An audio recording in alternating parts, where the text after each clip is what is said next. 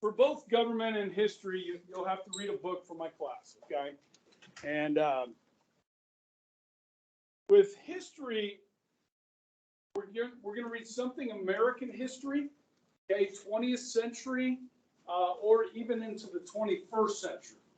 So yesterday is history, okay? So if you want to read something about, Afghanistan, which is going on right now, or something that happened in the last few years, that's history as well.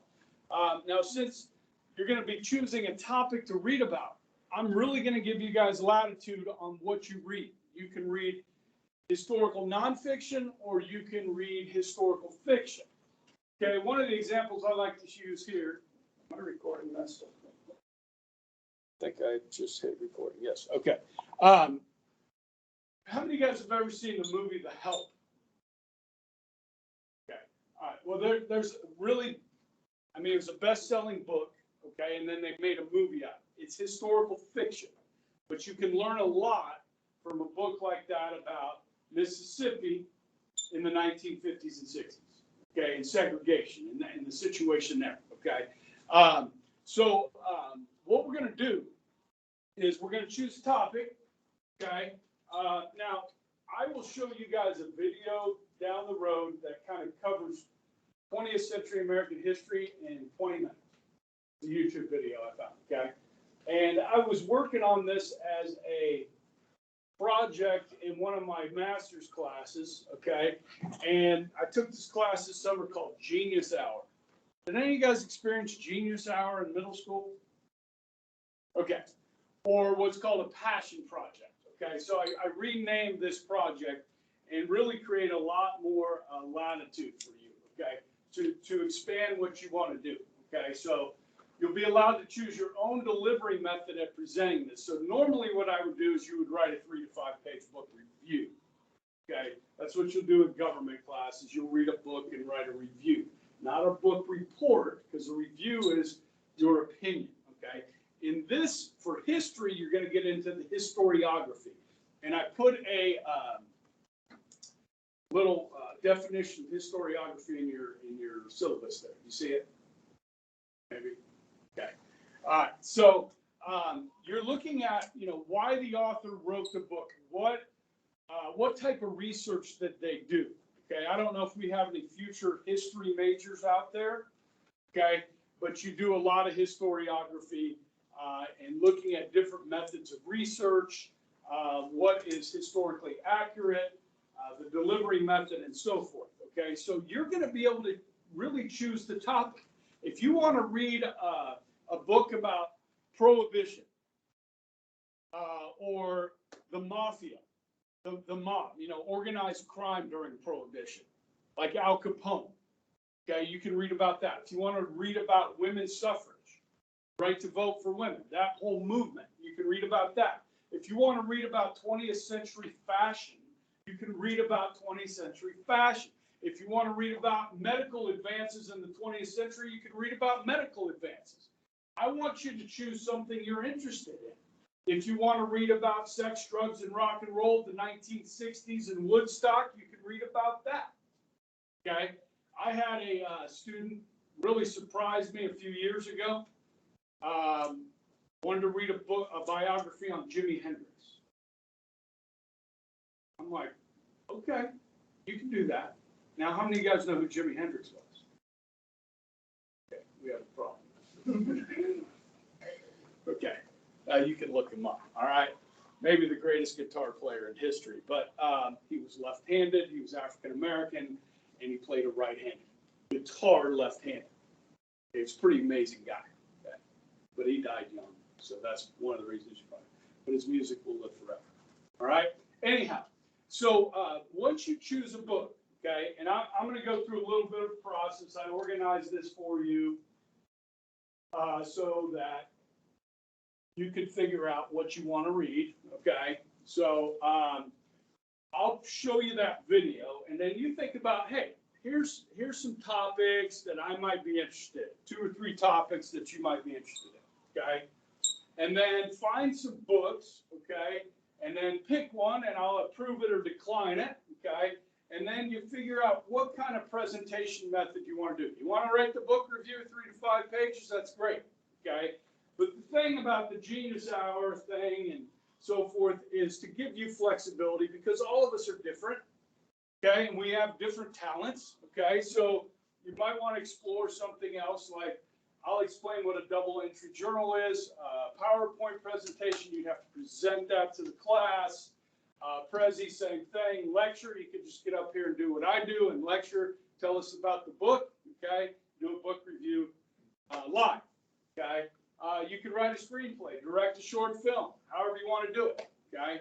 I was watching a clip on YouTube last night. I don't know if you guys have ever watched somebody do like a movie review. Siskel and Ebert, I don't know if you've ever heard of those guys. They were famous guys that would watch a movie before it came out and tell you whether it was good or not, you know, like Rotten Tomatoes, okay? And they would go back and forth and so forth. So you could write a little short film on that, something like that. So just giving you a lot of flexibility. All right. So as far as the due dates for these 2 projects go, we'll work this out. I've got to work with Ruby and Oscar. Actually, you guys are the only 2 that I have twice a day. So we'll work out some dates for those. I might ask you guys, which would you rather do first? Have the interview do first or the book review?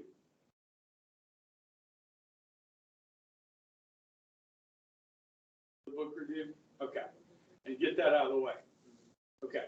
So I'll come up, when I find a good day to do it, I'll show you that 20-minute video to get you some ideas. You may already have some ideas about something you might want to read.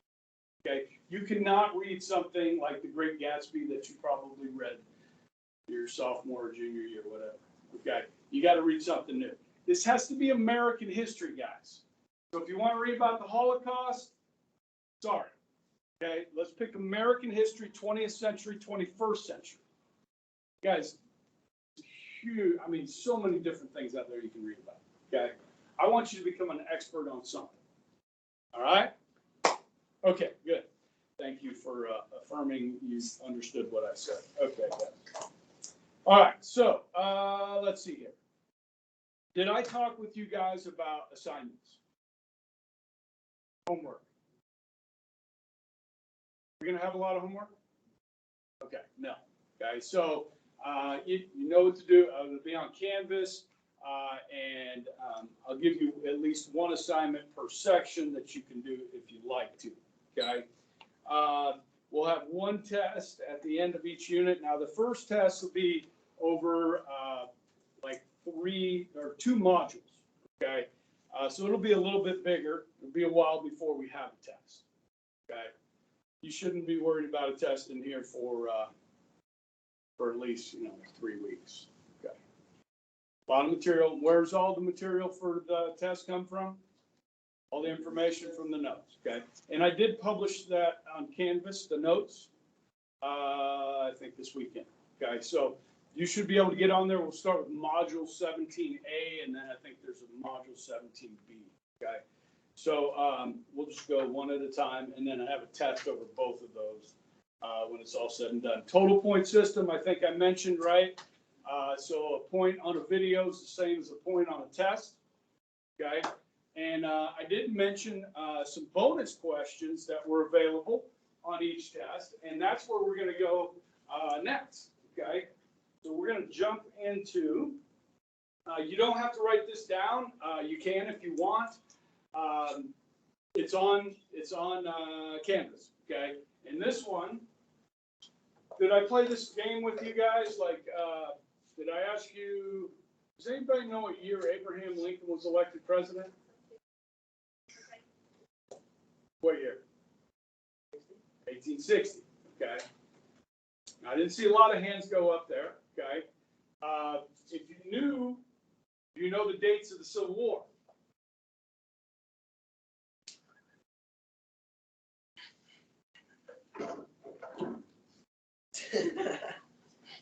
You know the dates of the Civil War? Yeah, you.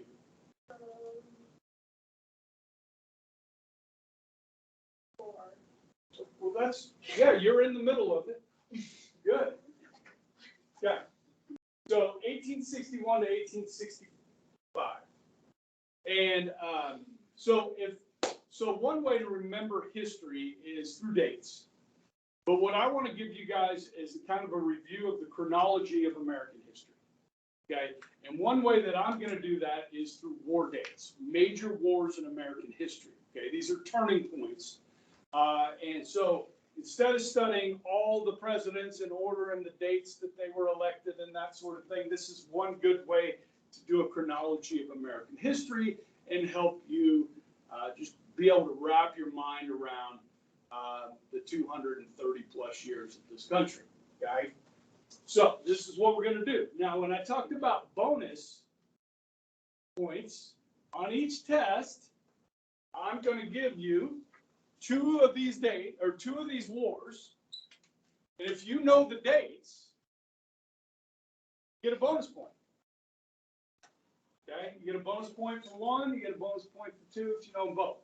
Okay, some people will go all semester and not memorize these and not get any bonus points, and some people will get them every time, almost every time.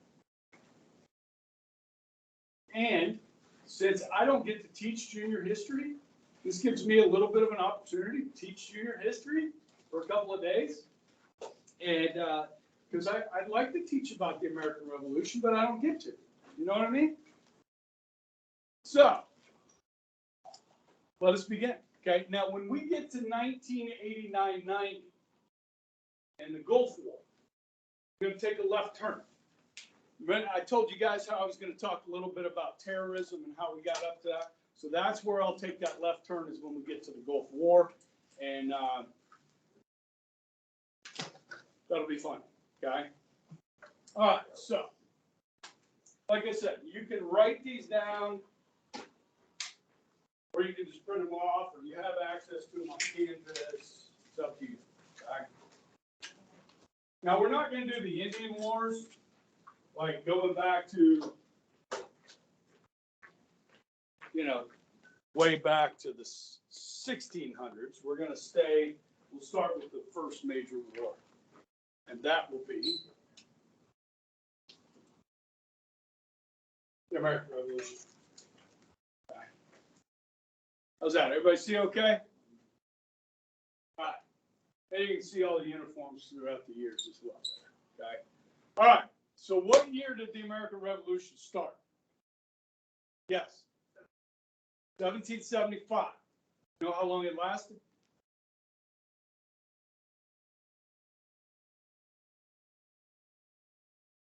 One year? 2 years? 8. Okay, the American Revolution is going to go 1775 to 1783. Okay, that's 8 years, yes. Okay. Now, the war starts on April 19th, 1775.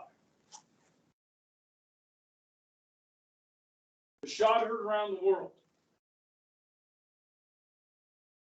Lexington and Concord, right? Okay, and that was just outside of Boston, Massachusetts. All right, so General Gage sent his men out to Lexington and Concord to try and seize what from the colonies? Their guns and their powder. Okay, they were going after their guns, so they couldn't defend themselves. All right, which is exactly what the Taliban is doing right now in Afghanistan, rounding up people's personal weapons so that they cannot defend themselves. This is what tyrants do. Now, of course, George Washington will be the commander-in-chief, correct? And he is going up against the world's greatest army. It's really a David versus Goliath story here. Okay? And Washington had a motto. Now, he didn't say this out loud, but never give up the army. Okay, so anytime he engaged the British, if there was a chance he would lose his army, he got the hell out of there. He turned tail and ran. Okay, but there were some significant victories that we should know in American history. Okay, one happened in New York. The significance of this battle in New York showed the French and the Spanish that we had a chance to win. See, we didn't have a navy. And we're going up against a country with the best navy in the world. So we need the French. We need the Spanish. What's the name of that battle in New York? Somebody else. Yeah. Good. Saratoga. Okay. And then there was that victory on Christmas Eve where Washington and his men crossed the Delaware. You guys remember that? Like coming across. And guys, it was, if you haven't read the book 1776 by David McCullough, this is, I mean, it is amazing reading. But they come across in a sleet storm. It's freezing cold. Some of our soldiers don't even have shoes. Okay, and they surprise the Hessians, right? And that's in Trenton, New Jersey. Right? And that's really in the first winter of the war. Okay, moving into 1776. And so that's a great victory. And then later in Princeton, but the victories were few and far between. Okay, but eventually at Yorktown, okay, Cornwallis surrenders. That's in the South. Okay, and we have victory. Okay, George Washington told Martha when he left for Philadelphia, he said, "I'll be back by Christmas." He came back 8 Christmases later. Okay. Okay. Obviously, we were fighting the British there. Yes.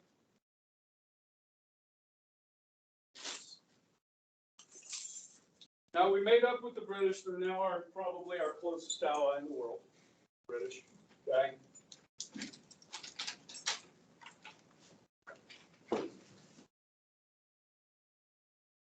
How's the light situation here? All right, not going to fall asleep.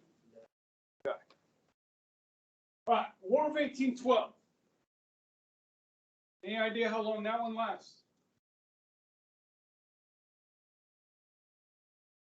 Like, yeah, I mean, it's just like 1812, right? 1812 to 1815. Okay. Now, before I go into this, can anybody trace their family roots back to the American Revolution? You have these things called like Sons of the American Revolution, Daughters of the American Revolution organizations. People can trace their names back, or their families back. Okay. I'm actually able to do that with the Ebright clan. Okay, so the first Ebright came to Lancaster, Pennsylvania from Switzerland in the 1740s. His name was William Ebright. Okay, his son Philip served in the American Revolution, the American side. Okay, and so I'm able to trace the Ebright clan back here. Now, who are we fighting in this war, the War of 1812? The British again. Okay, and so this war is really over territory the British want to take advantage of. Now, James Madison is president by this time, so we're on our 4th president.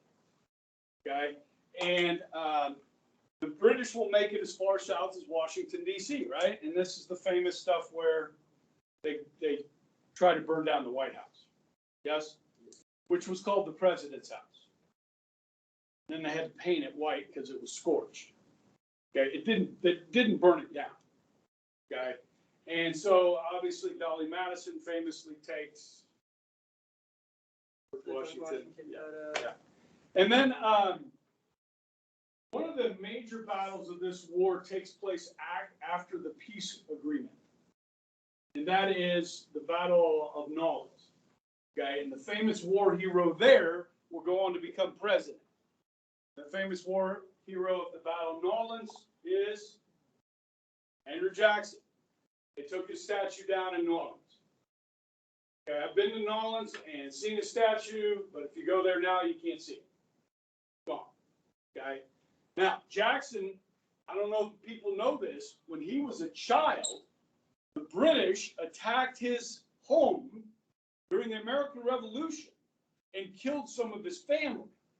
Jackson hated the British from a child. He was actually captured. by the British. Okay, so he was exacting his revenge in the War of 1812. Okay, now Jackson did some good things. He did some bad things for sure. Okay, you've heard of the Trail of Tears, Andrew Jackson. Okay, so yeah. All right, so War of 1812. Now on my mama's side, my mama's maiden name is Perry. Did Mrs. Rao or Mr. Ferris teach you about a guy named Oliver Hazard Perry? And then there was a Commodore Matthew Perry. He opened up trade in the Far East. Okay, they were brothers. Now Oliver took on the British in the Battle of Lake Erie. It was a naval battle. He was an admiral.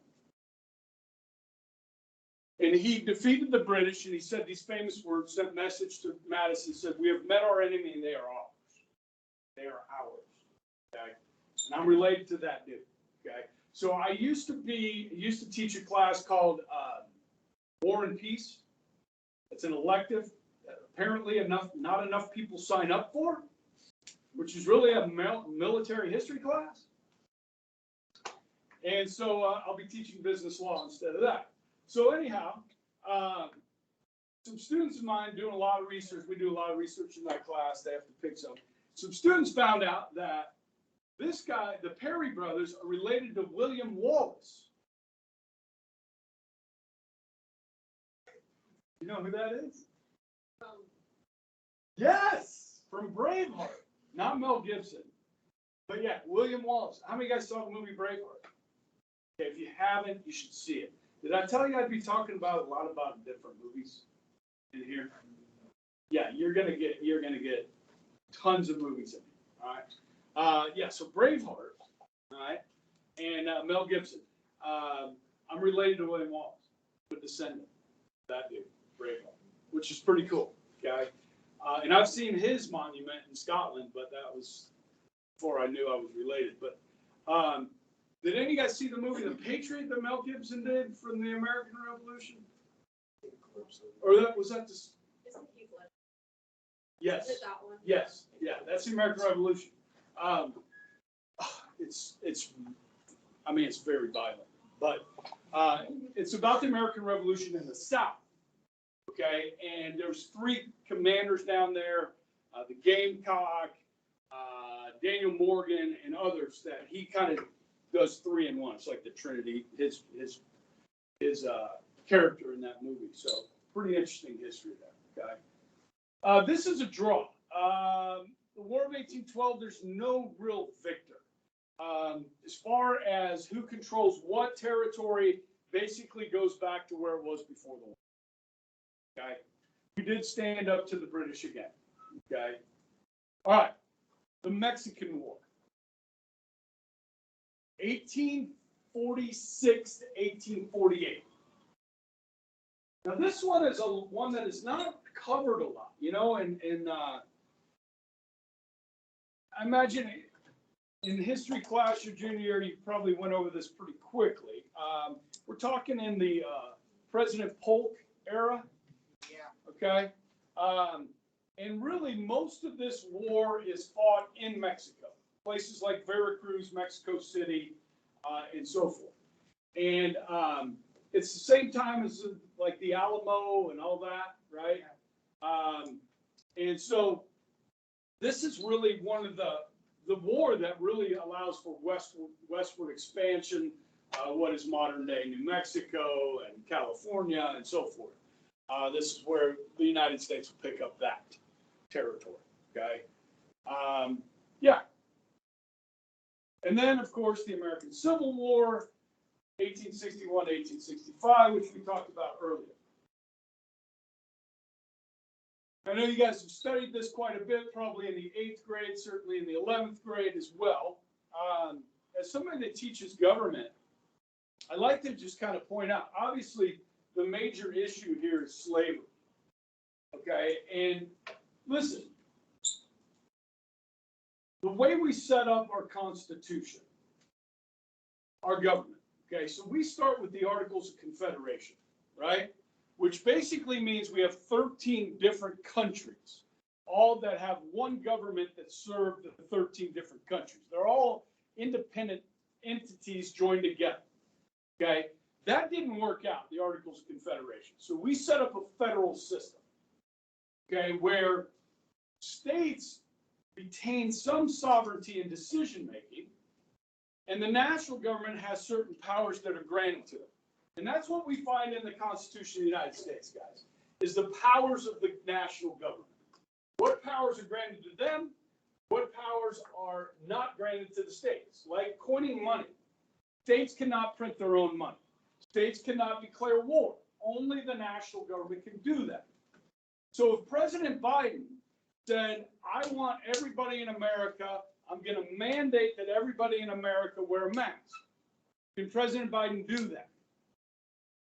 He cannot. Okay, because we have a federal system of government. Can the governor of Kansas mandate that everybody wear a mask? She did last year, okay, and we complied, and then the state legislature said that's too much power to the governor. And so they took away her ability to do that, okay? If we're all going to mask up again, who is going to be the person that decides that? The county health director, okay? The county health director, Sedgwick County health director. So in Johnson County, Kansas, they're back to mandates, okay? And if things get really bad here, you're probably going to see it again. But that decision is made at the local level. It's comparable to the Catholic Church when we talk about something called subsidiarity. You guys know subsidiarity of the Catholic Church? Okay, let's say we have an issue in the Wichita Diocese. Are we going to call the Pope? We're going to call the bishop if it's a problem at St. Francis? Probably not. We're probably going to talk to the parish priest, right? That is the subsidiarity of government, okay?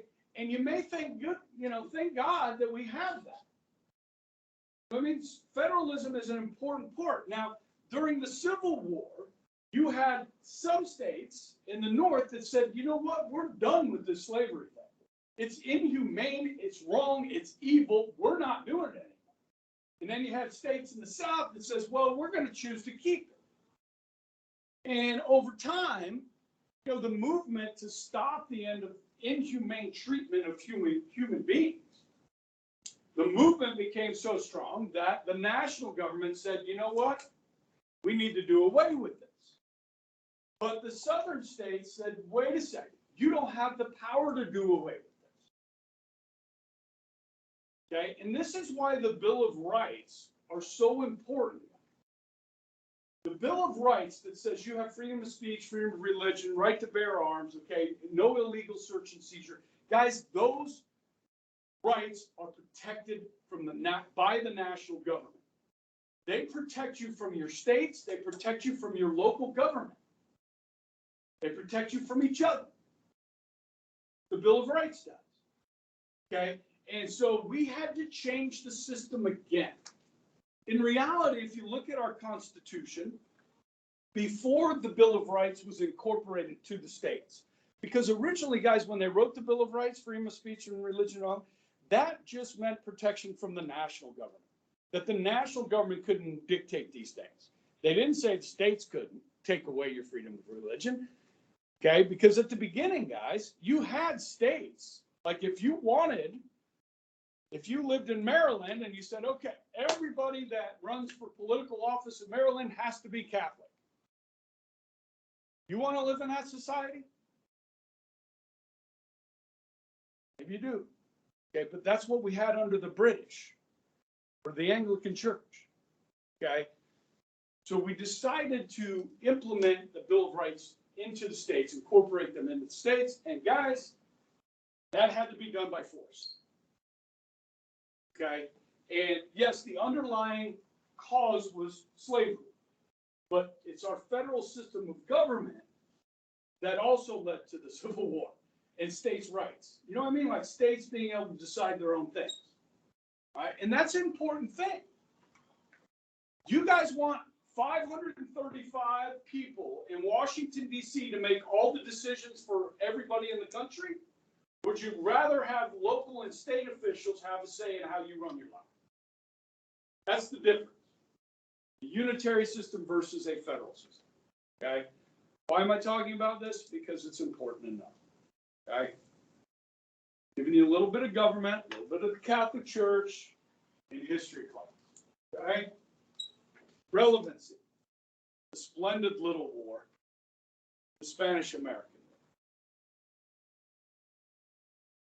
Now, you might have studied this right at the end of your junior year last year. Squeezed it in right before the World War I. Okay? Now, this one, we're fighting who? The Spanish. Okay. Now, where are we going to fight the Spanish? In Cuba and the other side of the world, Philippines. Okay, that's important for this class. Now, Cuba, the Spanish controlled, right? That's why people in Cuba are Catholic. They're allowed to practice it. That depends on the communist government or not. Okay. In the Philippines, 99% of their population, Catholic. Okay, and you know some of the families, right? You know some Filipino families, don't you? Yes? Yeah. Okay. Like the Barless family, yes? Yeah. And I've taught several Filipino students over the years. Now, I don't know if any of you guys are friends with any Filipino families, but the food is incredible. Okay. It's a great culture, the Filipino culture. If you want to get to know it, it's awesome. Anyhow, I had a friend.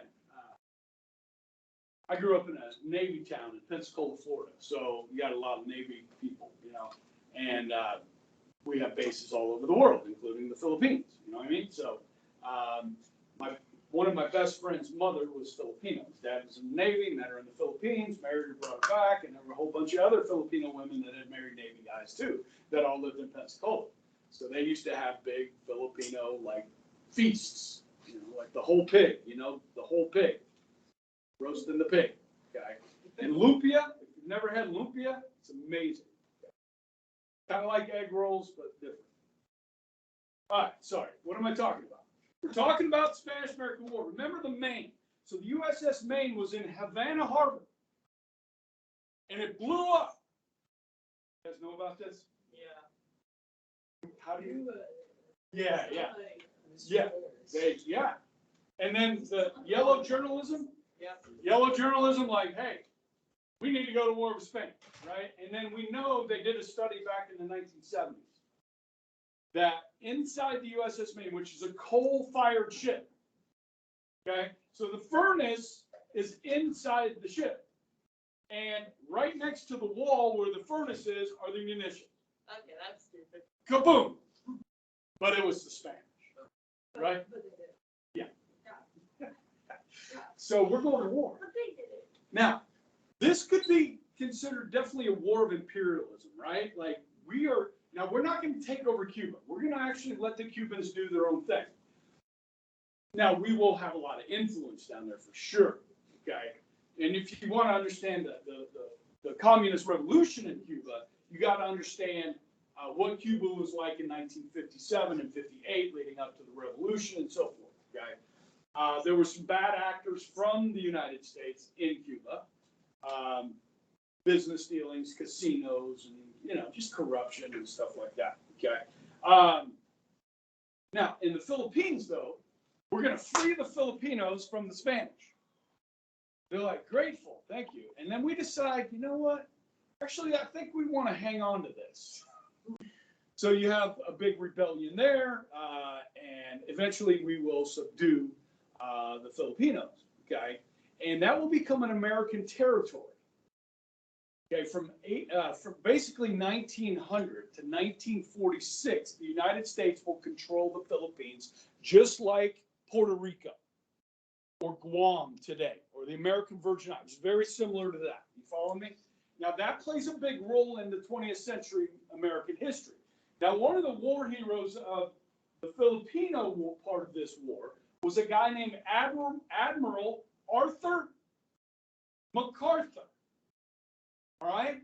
There's another guy named Dewey, but let's get back to MacArthur. Admiral Arthur MacArthur. Now, MacArthur stays in the Philippines, set up a naval base there, and then he has a son. And his son's name is Douglas.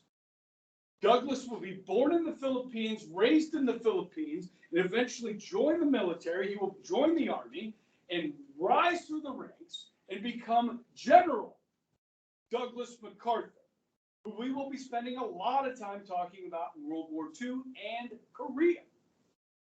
Okay, so that's kind of a neat part of history to connect here. Okay, but we have to remember that the Philippines are American territory when we talk about the rise of the Japanese Empire, because this will help lead to World War II for us. Okay, good? All right, WW1.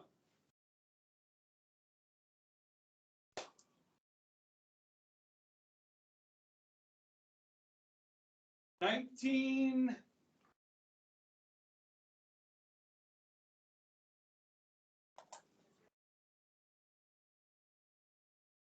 14 to 18. When did the United States get in? 17. Okay, we don't want any part of this. We're not getting in this thing. Okay? That's over there. Okay, there was a song. Over there. Over there.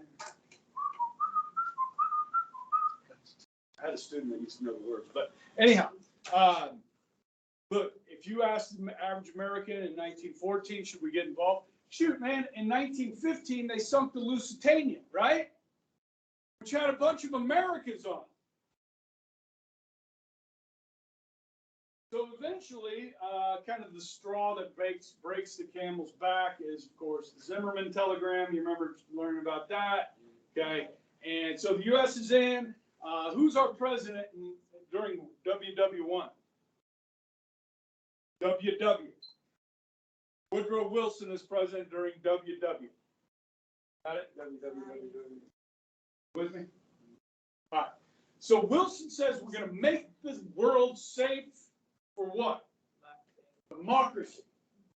Okay, and here we go. We're sending the boys over. And I'll tell you that story. They call them the Doughboys over there. But anyhow, we are going to push the Allies over the top. Okay, really the main enemy is Germany, but you have the Austrian-Hungarian Empire, right? The Ottoman Empire, the Italians, and then they switch sides, and then history repeats itself. Okay, and so we're gonna, who's gonna win that war? We are. We like to take credit for it, okay? But we're gonna push the Allies over the top. And now, guys, as I'll begin with, when I start doing a little bit of review of World War I, it's horrible. You know what I mean? Like the devastation from this war. Okay, and they went through kind of what we've been going through the last 2 years as well, which was worse, was the Spanish flu. At the same time, the last 2 years of the war. And then 1919 as well, the Spanish flu, which killed between 20 and 40 million people worldwide, the Spanish flu. And then you add the devastation of World War I into that. I mean, you know, if you believe in like, you know, the rapture's coming or something, you know, like this is it, it's over. Jesus is coming back. Okay, it's bad. I mean, it's really bad. All right, and that is going to prevent another war from happening, major war, for 2 decades. Okay, we'll have generally about 10 years of relative peace in the world in the 1920s. Okay, but that'll change in the 1930s. Okay, and so the official dates for World War II go back to 1939 to 1945. And then, of course, American involvement, December 7th, 1941. We will declare war on the 8th, the day after Pearl Harbor. Remember how I was just talking about the Philippines? On that same day, the Philippines will be attacked on December 7th as well, as will dozens of other places be attacked on the same day. Okay? Multiple targets, or this will draw the United States in. And again, we did not want to get involved. I mean, think about it, and some of you guys know your basics of World War II, right? I mean, pretty much all of Europe, with the exception of Britain, had been conquered by the fascists. And we're still not in this thing. I mean, Britain was at the brink of extinction, and we didn't get in. So that is an effect of World War I. We didn't want to see that again. We're a two-ocean nation, people. You know what I mean? We can hide behind the two oceans. We don't have to get involved. That's called isolationism. That's exactly what we did between World War I and World War II, is we isolated ourselves from the world. Now, guys, after World War II, we're going to behave much differently. Some would say we learned our lessons about isolationism, and instead we started interjecting ourselves in every little thing across the globe. Yes? Becoming kind of the police force for the world. Okay? Or a nation-building country. Okay? And that's the world that I grew up in. Okay? We get to the Cold War. Okay? And the bell's going to ring here in a couple of minutes. So,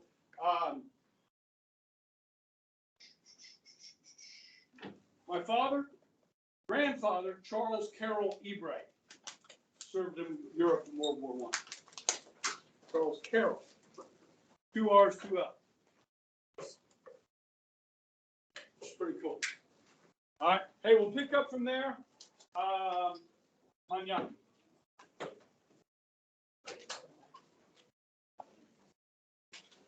Bye, Ali.